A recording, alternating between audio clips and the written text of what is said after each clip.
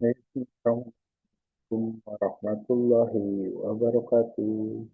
Kita akan coba eh, memulai lagi materi ya. Hari ini saya tidak bisa masuk secara luring. Namun Anda melihat video ini berarti Anda melakukan perkuliahan daring asinkronus menggunakan Spada. Nah, kita akan melanjutkan materi yang sudah kita bahas di minggu lalu di mata kuliah sistem politik. Kemarin kan kita bahas konsep mengenai sistem ya. Nah, hari ini kita akan masuk ke pembahasan baru tentang definisi dari sistem politik di Indonesia. Nah, slide pertama ya. Jadi ketika kita bertanya apa itu sistem politik, sebenarnya kita sedang berusaha untuk melihat politik secara lebih utuh, tidak lagi terkotak-kotakan.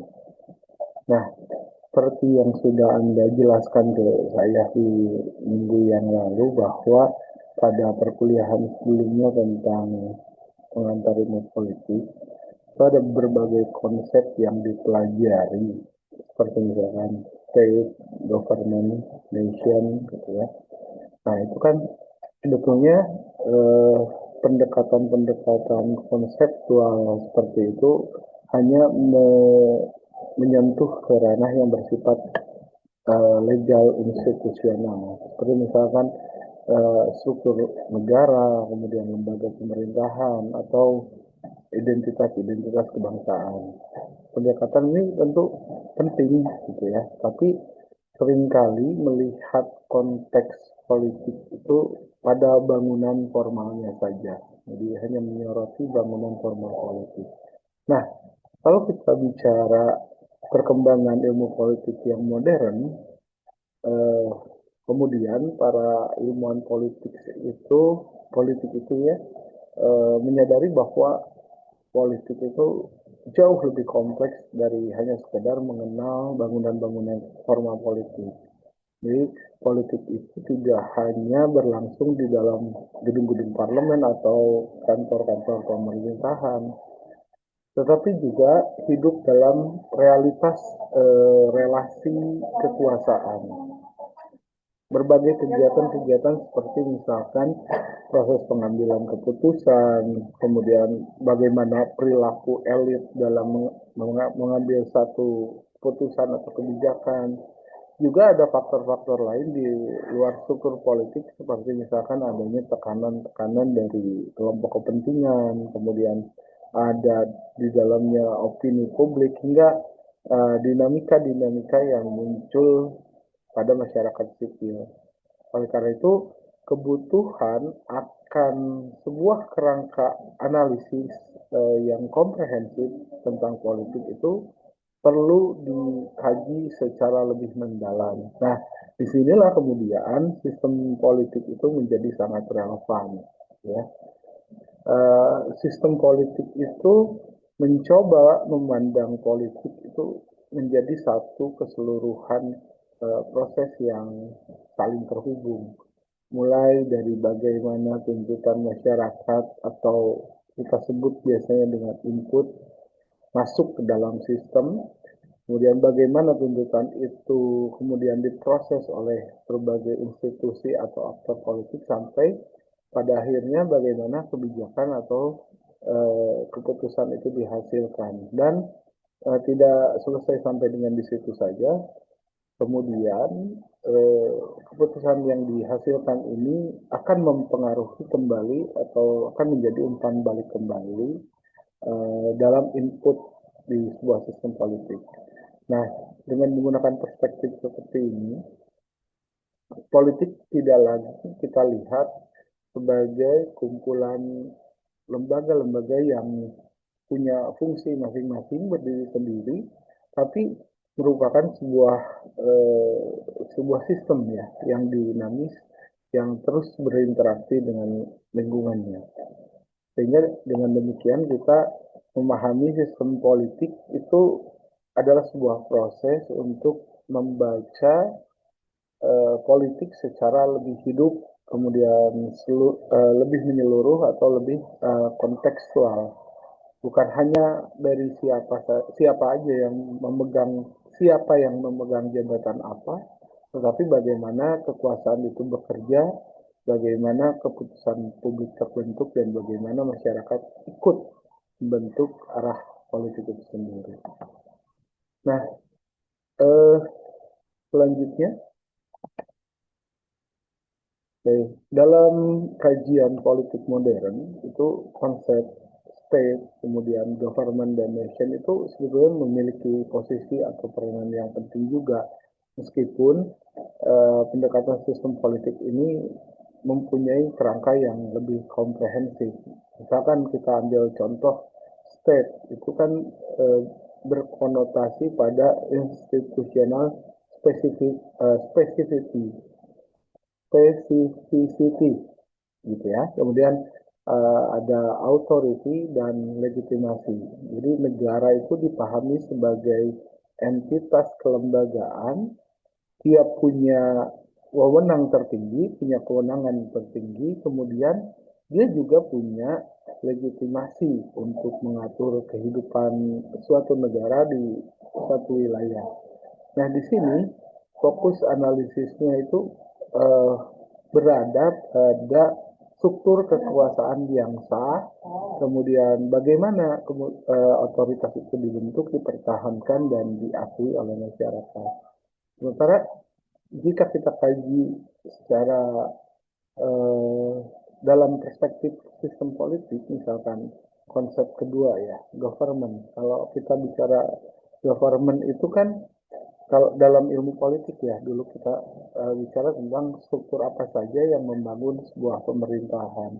Ada legislatifnya, kemudian ada eksekutifnya, ada yudikatifnya. Nah, kalau kita bicara government dalam perspektif sistem politik, maka kita akan melihat bagaimana government ini mengacu pada sebuah institusi yang legal dan formal. eh, Mereka pada saat mereka menjalankan fungsinya pada pemerintahan sehari-hari. Kalau kita bandingkan dengan konsep state yang tadi, maka jika state adalah sebuah kerangka besar kekuasaan, maka government itu adalah mesin operasionalnya. Maka analisis pada level ini menyoroti gimana caranya lembaga-lembaga seperti eksekutif, legislatif, dan yudikatif ini bekerja, dan bagaimana mereka membuat sebuah kebijakan, dan bagaimana kemudian tiap-tiap lembaga ini saling berpengaruh satu dengan yang lainnya. Nah, contoh lain misalkan nation ya. Nation ini kalau dalam ilmu politik kan hanya diartikan sebagai sebuah bangsa yang mendiami suatu wilayah tertentu saja. Nah, berbeda gitu ya kalau kita menggunakan perspektif sistem politik, misalkan kita melihat nation ini merujuk pada satu komunitas, di mana di dalam komunitas ini ada sekumpulan sense of historic identity and destiny. Jadi dimensi ini menekankan pada aspek psikologis dan kultural dari politik, yakni rasa kebersamaan, kemudian identitas kolektif, dan imajinasi tentang masa depan bersama. Tanpa adanya kohesi kebangsaan, institusi politik ini seringkali rapuh gitu ya, dan kehilangan basis solidaritas sosial.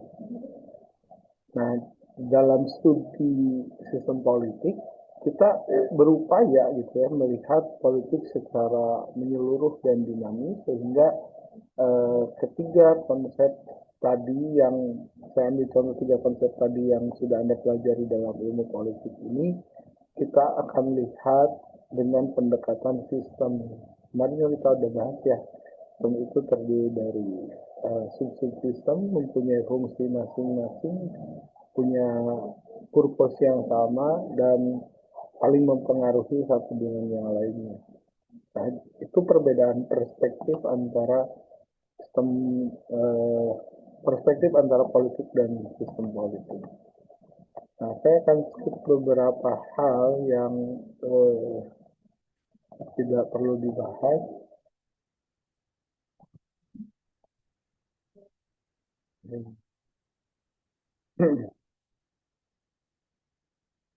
Ada beberapa aspek penting gitu ya dalam membahas tentang sistem politik ini. Kita akan langsung saja membahas tentang perbedaan perspektif antara David Easton dan nah ini dia. Nah ini adalah the general system theory dari David Easton ya. Jadi beliau ini melihat politik sebagai satu sistem hidup terbuka gitu ya dan terus berinteraksi dengan lingkungannya. Intinya menurut Islam sistem politik ini tidak berdiri sendiri tapi bekerja melalui aliran. Di sini kita lihat ada input yang kemudian diproses dalam sistem politik yang di tengah ini sehingga menghasilkan output.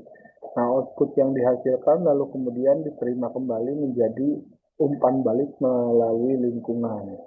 Nah, kita lihat dari sisi input ada dua hal di situ yang menjadi bahan bakar input itu sendiri. eh, di sini ada tuntutan dan atau demand dan ada dukungan atau support. Dari mana asalnya tuntutan dan dukungan ini? Tentu saja dari masyarakat dan lingkungan yang ada di sekitar sistem politik. Dalam konteks Indonesia misalkan kita bisa analogikan bahwa input itu misalkan adalah aspirasi publik tentang sembako misalkan, atau misalkan tuntutan mengenai reformasi hukum. Bisa jadi juga tekanan-tekanan kelompok kepentingan atau bisa juga bukan berupa tuntutan tapi berupa dukungan. Nah, bentuk dukungan ini seperti apa? Misalkan bisa saja dukungannya itu melalui partisipasi masyarakat dalam pemilihan umum atau mungkin bisa jadi juga masyarakat yang membayar pajak tepat pada waktunya gitu ya, itu bentuk supporting masyarakat terhadap sistem politik. Nah, masuk setelah kemudian input ini di muncul di tengah-tengah masyarakat, masuk ke bagian tengah yaitu sistem politik. Nah, sistem politik ini merupakan arena conversion proses. Jadi disinilah kemudian tuntutan dari masyarakat tadi, tuntutan dan dukungan dari masyarakat tadi, kemudian dipilah, kemudian dinegosiasikan, kemudian diputuskan gitu ya oleh aktor-aktor politik. Uh, Aktor-aktor politik ini siapa saja? Pemerintahan, kemudian parlemen mungkin, partai politik, dan lembaga-lembaga lainnya. Saja di yudikatif juga termasuk dalam sistem politik ini. Nah, proses ini sebetulnya mencerminkan dinamika kekuasaan gitu ya. Seberapa responsif elit terhadap tuntutan publik dan seberapa transparan mekanisme pengambilan keputusan itu berlangsung. Nah, di sisi kanan kita bisa lihat ada output. Output ini adalah hasil keputusan politik, bisa bentuknya seperti misalkan undang-undang, atau kebijakan publik, atau program pemerintah, atau mungkin kalau dibuatnya dari lembaga yudikatif, bisa jadi bentuknya adalah putusan-putusan pengadilan. Nah, output inilah yang kemudian dirasakan secara langsung oleh masyarakat. Sehingga jika output ini dirasa oleh masyarakat tidak adil, kemudian tidak akan ada muncul gitu ya ketidakpuasan. Tapi kalau misalkan output ini sorry, kalau output ini dirasakan oleh masyarakat itu dianggap adil, maka tidak akan muncul ketidakpuasan. Tapi kalau misalkan output ini dirasakan tidak adil, maka pasti akan muncul kembali gejolak di masyarakat. Sehingga inilah yang akan memunculkan yang namanya umpan balik atau feedback. Nah, feedback ini menegaskan bahwa sistem politik itu sifatnya siklikal ya. Siklikal itu artinya berputar. Nah, kebijakan yang dihasilkan oleh pemerintah itu akan mempengaruhi kembali lingkungan dan akan menjadi input baru gitu ya bagi sistem politik. Baik itu bentuknya berupa dukungan, kalau kebijakannya bagus misalkan itu didukung. Misalkan MBG, oh dianggap bagus, nah itu kan jadi input lagi buat pemerintah dilanjutkan atau dihentikan. Atau misalkan hal lain ya, kenaikan BBM, misalkan apakah ini akan memicu ketegangan di masyarakat atau memperbaiki perekonomian, nah itu akan menjadi input kembali di, di masyarakat yang akan diterima oleh pemerintah. Nah, disinilah kemudian nanti stabilitas sistem politik itu akan diuji gitu ya.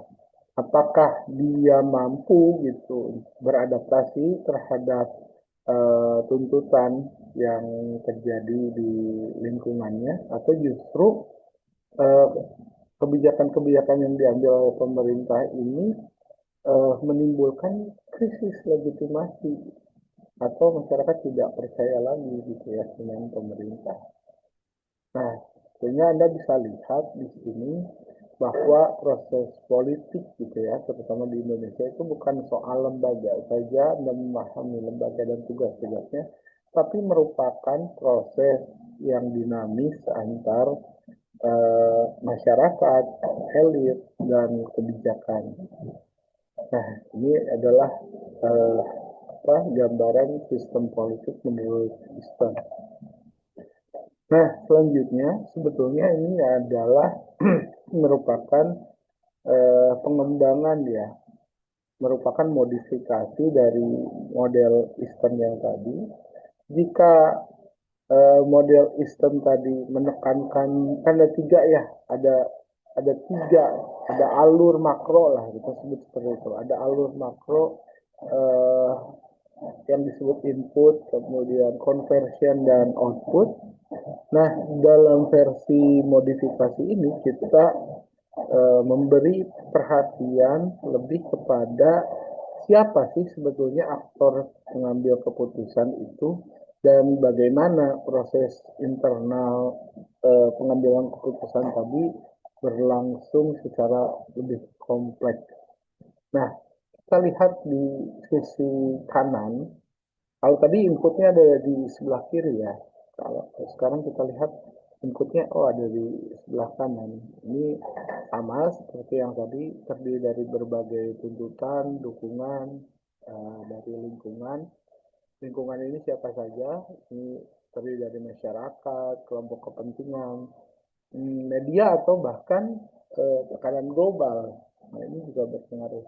Namun berbeda dari model yang sebelumnya yang lebih simpel, kalau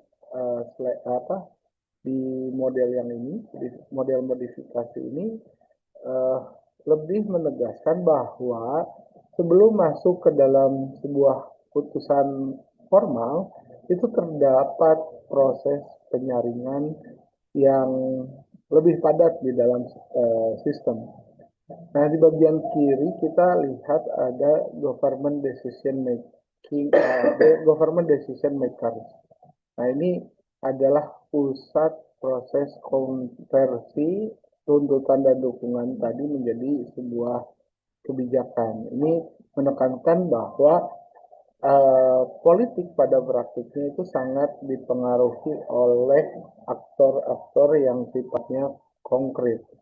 Seperti misalkan presiden, menteri-menteri, parlemen, pimpinan partai, uh, dan elit-elit birokrat lainnya. Nah, yang notabene mereka ini memiliki uh, kapasitas gitu ya, real untuk membuat satu keputusan.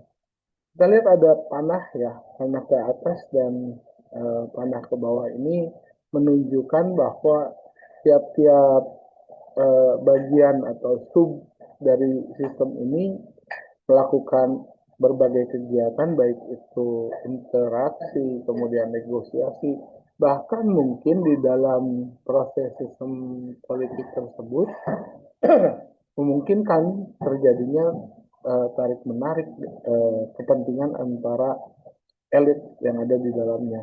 Tapi kita lihat bahwa yang berbeda dari model ini dengan model yang sebelumnya yaitu ada elemen within foods. Nah, apa itu within foods ini? Konsep ini merujuk pada input yang berasal dari sistem itu sendiri. Jadi input, kalau tadi kan inputnya support, demand, kemudian apati itu kan datangnya dari luar ya, dari lingkungan masyarakat yang kemudian diserap gitu ya oleh sistem politik. Namun sebetulnya dalam model modifikasi ini input juga berasal gitu ya. Ada input-input yang berasal dari sistem eh, sistem politik itu sendiri.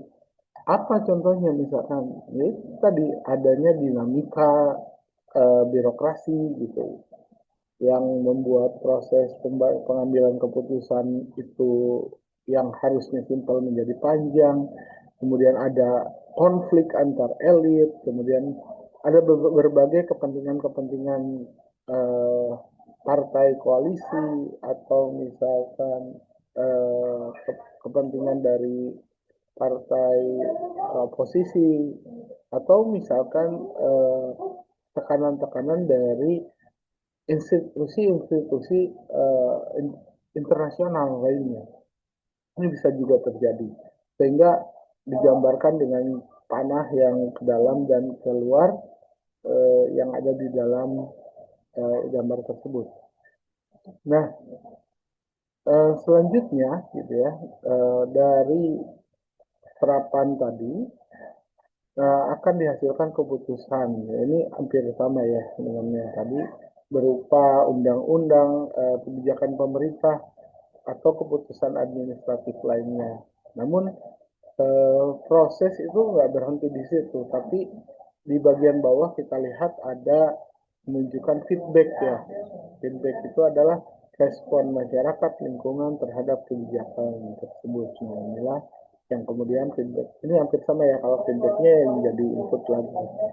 Tapi pada intinya yang mau saya tekankan, melalui model modifikasi ini kita bisa memahami bahwa sistem politik Indonesia itu bekerja dalam lapisan yang lebih realistis gitu ya, dan elitis, bukan hanya respon mekanis yang dipengaruhi oleh tuntutan-tuntutan publik saja, tapi juga ada juga dinamika internal yang terjadi pada saat pengambilan keputusan itu berlangsung.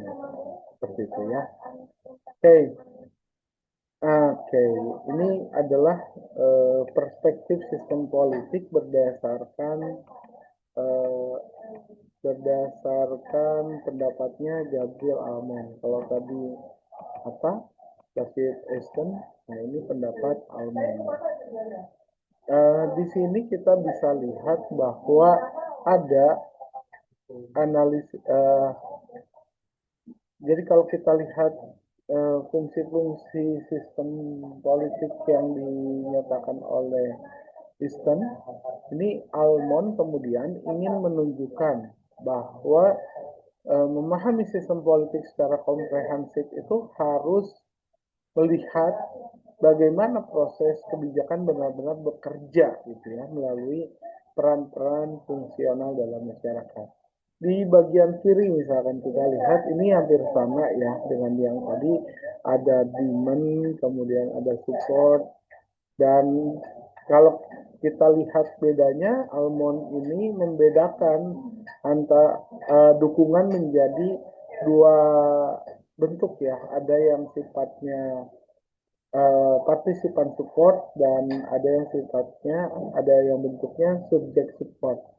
Nah, kalau partisipan support ini dia muncul dari warga negara yang sifatnya aktif. Dia warga negaranya udah bagus nih.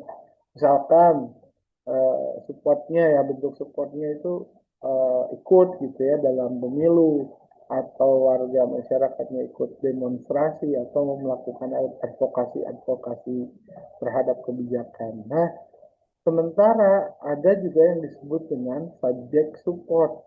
Nah, apa itu subject support? Subject support ini berasal dari warga negara yang sifatnya pasif. Tetapi di sisi yang lainnya dia tetap menerima gitu ya, otoritas atau authority of nation. Jadi otoritas negaranya dia terima, cuman ya pasif aja. Bentuk dari supportingnya apa ya? Misalkan dia taat membayar pajak, kemudian minimalnya gitu dia menaati aturan-aturan yang sudah dikeluarkan oleh sebuah negara pemerintah gitu ya. Nah, kedua jenis dukungan ini jadi energi awal ya untuk kembali membuat sistem politik bekerja. Nah, kemudian kita lihat setelah setelah proses input, maka akan maju ke step yang kedua, yaitu step policy making process, yaitu pengolahan tuntutan menjadi keputusan. Jadi disinilah sama seperti tadi ya, lembaga negara, partai politik, birokrasi, dan elit itu sama-sama berinteraksi, kemudian bernegosiasi, bahkan berkompetisi gitu ya untuk membuat satu arah kebijakan. Nah, kemudian di sini Almond menegaskan bahwa proses ini bersifat fungsional dan melibatkan banyak struktur. Jadi bukan hanya satu pusat kekuasaan saja, tapi merupakan proses yang terjadi yang melibatkan berbagai struktur ya.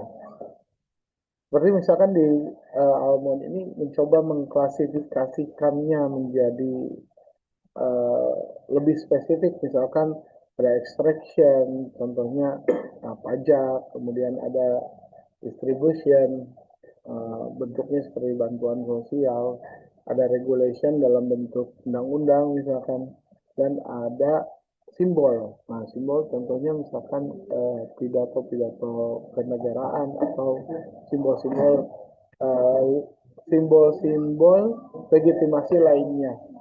Nah, dari klasifikasi ini sebetulnya membantu kita untuk melihat gitu ya bahwa output politik itu tidak hanya berupa hukum, tapi juga bisa juga merupakan tindakan-tindakan simbolik yang mempengaruhi lembaga kekuasaan.